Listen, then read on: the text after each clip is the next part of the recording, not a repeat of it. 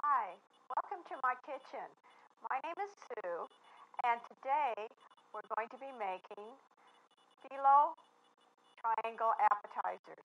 These are wonderful small triangle-shaped appetizers full of crunchy filo dough and a delicious Greek filling inside. You can use any one of three traditional Greek fillings. You can use the same filling that's used for spanakopita, spinach pie. You can use the same filling that's used for Kreatopitakia, cheese pie. And you can use the filling that we're going to make today, which is Kreatopitakia, and that's a delicious meat filling with tomato sauce and cinnamon and nutmeg. It's really wonderful. To make the meat filling, you'll need 1 pound of either ground beef or ground lamb, and it should be as lean as you can get it. You'll need 1 pound of frozen filo dough, which you can find in your grocer's freezer section, an onion, olive oil, eggs, either feta or Parmesan cheese, depending on what you have available. And for the flavorings, you'll need a can of tomato paste and cinnamon and nutmeg. The first thing we need to do for the meat filling is to chop an onion. Pick a large onion, the larger the better. And this onion needs to be chopped in a fairly fine dice.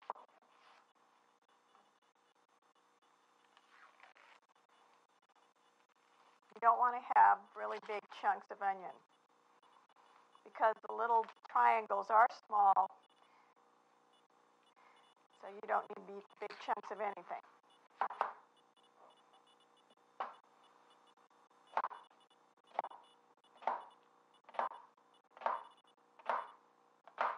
These are pretty small diced onions.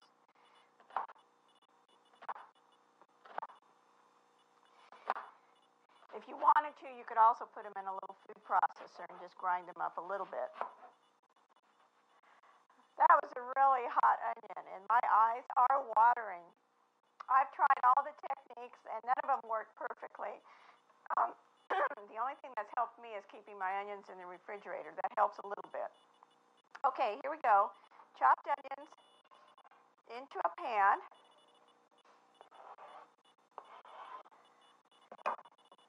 Add about 1/4 cup extra virgin olive oil. And we're going to saute the onions long enough to get them cooked, but not to brown them.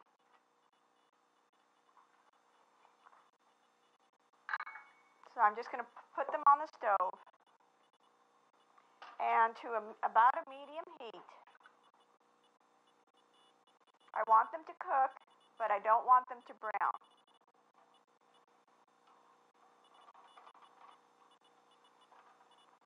The onions are just starting to cook.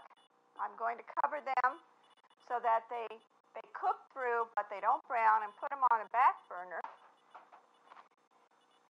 And on this front burner, I'm going to start with the 1 pound of ground beef and brown it. I tried to get the leanest ground beef possible, but I'll show you a trick so that you can avoid having too much beef fat. Because the fattier these things are, the more they soak through the filo. So this just needs to brown completely. You can see this particular pound of ground beef had a lot of moisture in it. I want to cook it until all the moisture is gone. And I want to keep dividing up the little chunks. I don't want any big chunks for this filling. I'm not going to salt the meat at this time. We're going to be adding either feta or Parmesan cheese to this filling, and both those cheeses are quite salty, and I want to wait till the end until we've added all the different flavorings before I salt it. There's nothing worse than over-salting something because it's very hard to deal with afterwards. So here we go. I'm taking the ground beef, and it was lean, but I want to get rid of as much excess beef fat as possible. So I'm going to drain it in a dish that's been lined with 2 or 3 pieces of paper towels. I just take the meat and press it out to the edges and let it drain for a few minutes. The paper towels will absorb an awful lot of the excess meat fat. And this is good for people who are worried about cholesterol, people who are worried about too many calories. And it's really good because then the filling doesn't have a lot of meat fat in it. It'll have some olive oil, which doesn't solidify as quickly as beef fat.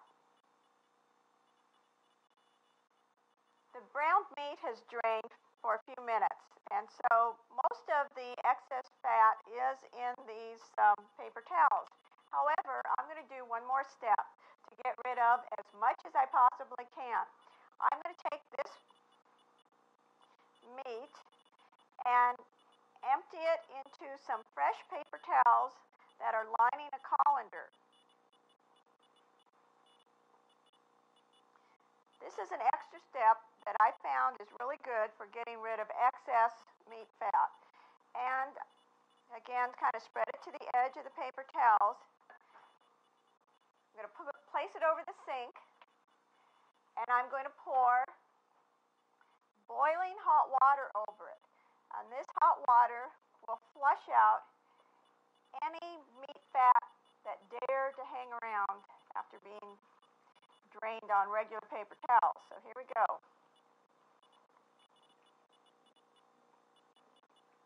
Now, this is an extra step that you don't need to do unless you really want to. But it's good because it'll get rid of all the extra fat. And then you'll be left with the flavor, the texture of ground beef. This is a really good technique for ground beef. And it's especially good with ground lamb because finding lean ground lamb can be difficult.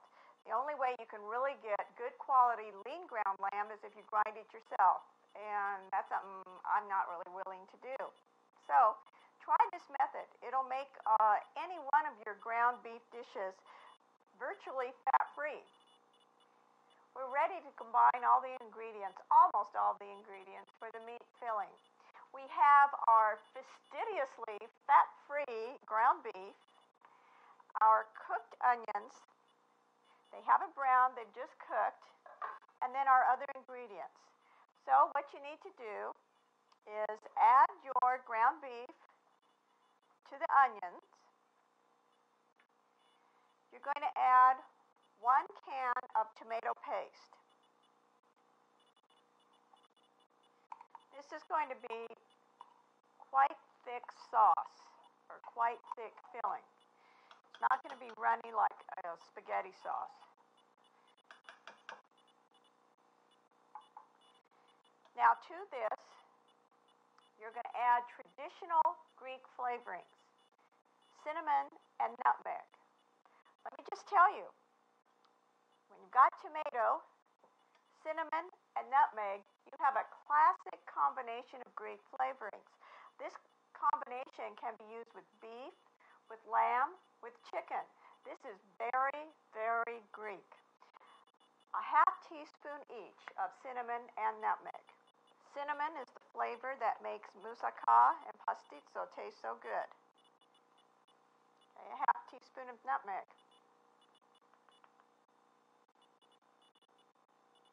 And for liquid, you can add either a cup of water or a half cup of water and a half cup of red wine. I'm using all water, but either way is fine. As I said before, this is not going to be a thin, juicy sauce. It's going to be very thick because its purpose is to make a filling. So all you need to do is just combine the ingredients in the pan. I'm going to put it on the stove to simmer for about 15 minutes. It doesn't really need to cook a lot. It's just a simmer to meld the flavors together, get everything combined, just a low heat. You can see the ground beef and onion mixture has been simmering nicely for about 15 minutes. And the only thing left to do now is turn the heat off, take this off the stove, keep the lid off, and let the mixture cool down. And the reason it needs to cool is because you'll be adding cheese, and you really don't want the cheese to get all melted.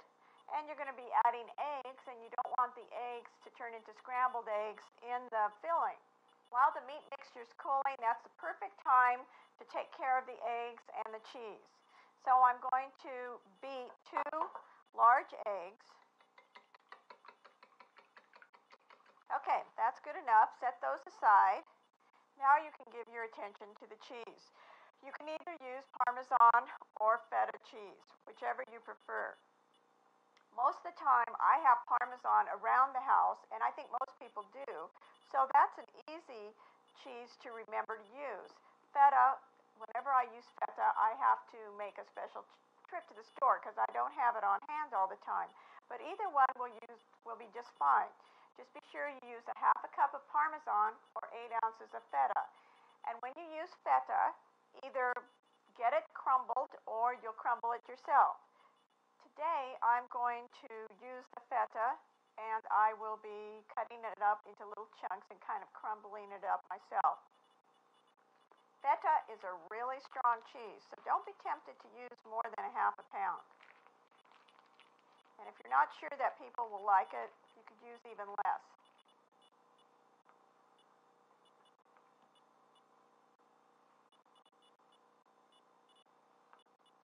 Already chopped feta comes in packages that are around 6 ounces, and that would work just fine too.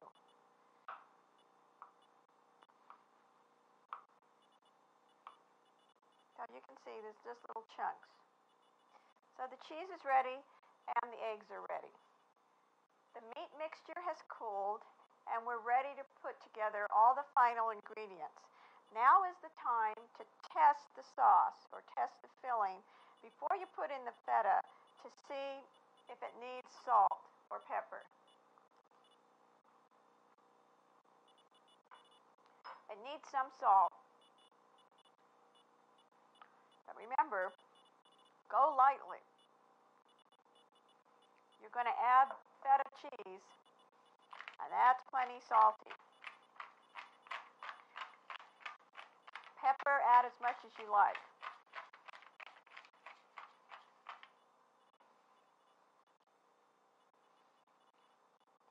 Stir it up, taste it again,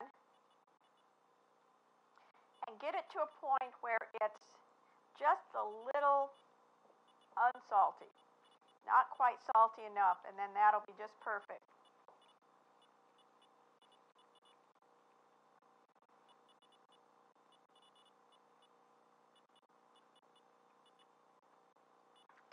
Okay, that's fine. Add the feta cheese.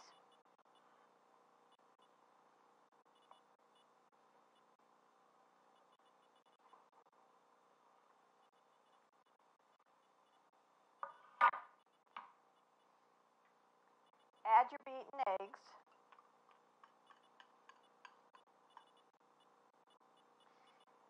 And to make sure that the filling is not too runny, add about 2 tablespoons of dried breadcrumbs. And mix this all up. Now this is the filling for Kreatopitakia, if you were making a pita, or what we're doing today, Kreatopitakia, the little appetizers, the little triangle appetizers. This is the meat filling. As I said before, for these appetizers, you could use this meat filling, you could use the spinach filling for spanakopita, you could use the cheese filling for Tweeton. You could do anything. Anything your mind can dream of, if you put it in filo, it's going to taste really good. So our filling is all mixed and it's ready to go. The next step is to get the filo ready. Now comes the fun part. Working with filo. Unless you're brave and you're going to make the filo yourself, get it from the frozen food section of your local grocery store. When you get it frozen, it does need to thaw. You can thaw it overnight in your refrigerator, or you can leave it out on the counter at room temperature for about 5 hours. Whatever you do, you need to bring the filo to room temperature before you start to work with it. And you need to keep it in its plastic container, plastic package, until you're ready to work with it. It dries out very quickly. So you just take the filo out, cut off one end of the plastic container, and out it comes. You need to unfold it.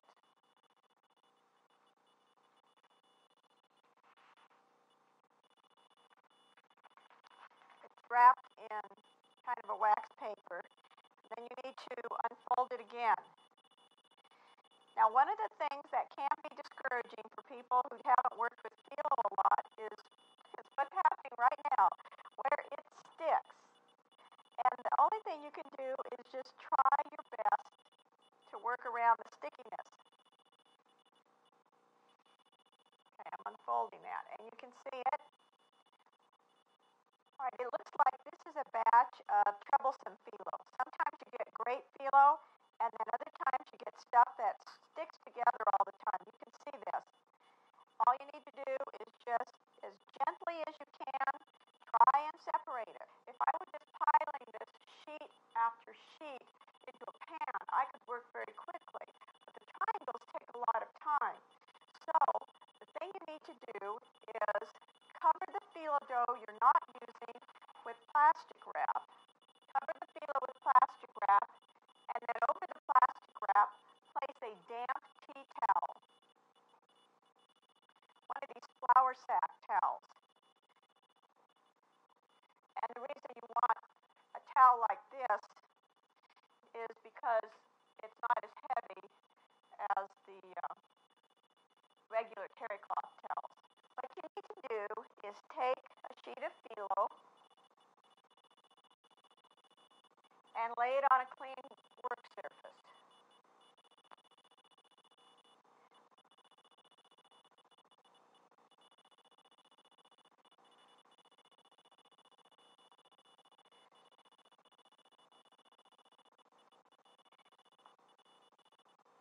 And cover the filo up.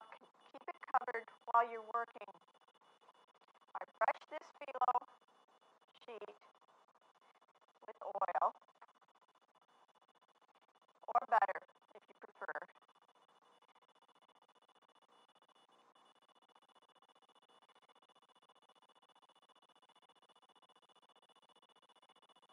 And don't worry too much if there are a few little tears or a few little holes. That's all right.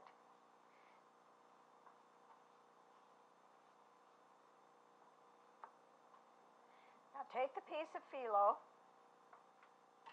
and cut it in half. Doesn't have to be exact. You can just eyeball it.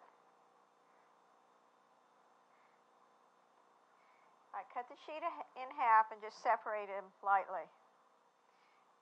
Now what you do with one half is take it and fold it over in half, like so.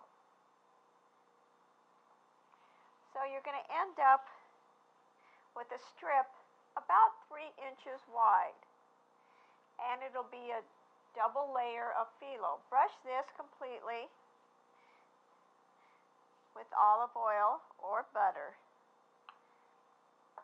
and starting down at the bottom, take a spoonful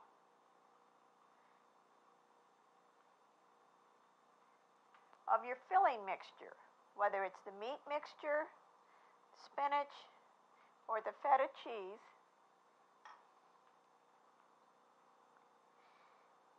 And start folding over, making right triangles. Fold it over like so to make a triangle. Then, like a flag, fold it.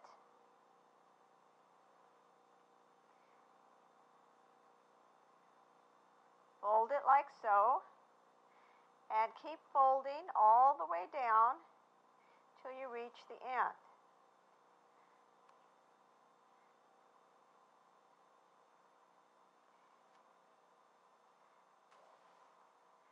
These make cute triangles for appetizers, for hors d'oeuvres. But if you're just serving your family, I'd make it a pita style. Now, what you have is a nicely shaped triangle. Take the seam side, brush it with a little olive oil, and place this triangle seam side down on your baking sheet.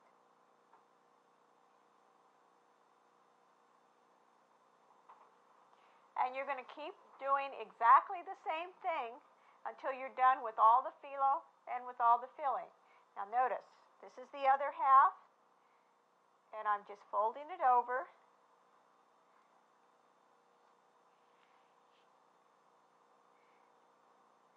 I'm going to brush it completely with olive oil.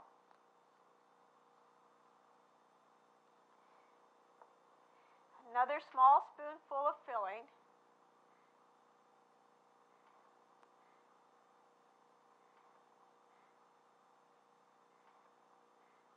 Not too much.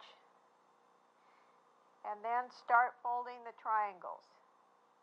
Right triangle, and then just keep working at it. This is not hard. It's very easy. It creates a wonderful impression. It's time consuming, that's all. And so that's what I was saying. If you're trying to have a party and impress people, well then this is the way to go, because these look so nice, these triangles. But if it's for your family, I'd put it all together in a pan like a regular pita. Fold it over, and then just seal the final seam, the final fold with some olive oil. Place it seam side down on your baking sheet.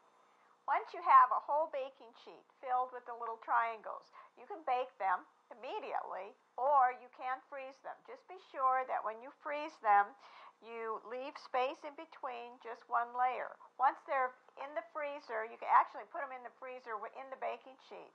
Once they're frozen, all you need to do is just transfer them to another container and separate the layers with either plastic wrap or wax paper. Then take them out when you want to. Bake them as usual, just a few minutes more, maybe 5 minutes longer. Now before I bake any of these triangles, I want to brush their tops with melted butter. Olive oil is really good for keeping the filo leaves separate and letting them flake up and get crispy. But you need to have butter as your top layer, because butter browns and it'll give a nice brown finish to the baked triangles. So I'm just going to brush the tops of all these triangles with some melted butter.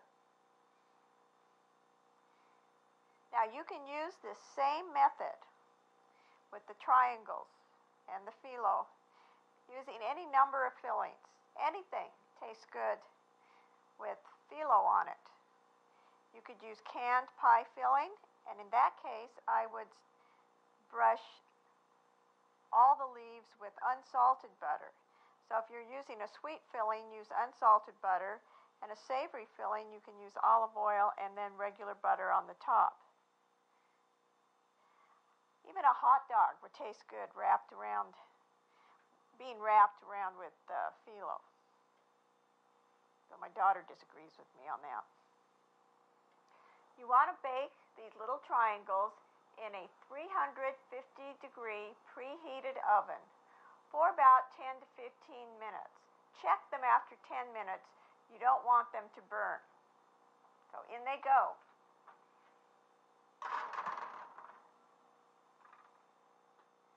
I checked the triangles after 10 minutes. They needed a little bit more, so I left them in for 15 minutes. They look just perfect now. They've puffed up a little, not too much, and they're a nice golden brown. So all I need to do is put them on the counter and let them cool a bit. The triangles need to cool at least 15 minutes. They're quite hot. They're best served warm.